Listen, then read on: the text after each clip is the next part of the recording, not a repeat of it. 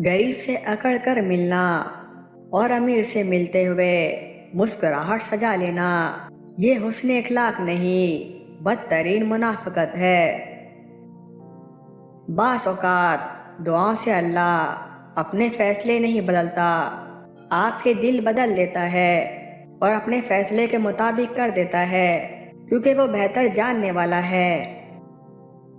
दुनिया में इंसान दो वजह से अकेला रहता है, जब साथ चलने वाला कोई ना मिले या सबके साथ चलकर देख लिया हो।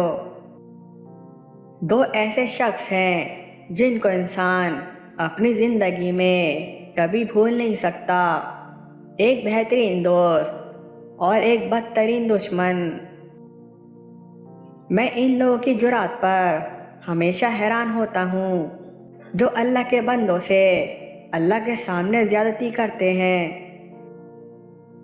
इन लोगों को रिश्ते बचाने से कोई मतलब नहीं होता, जिनको अपने मतलब से मतलब होता है।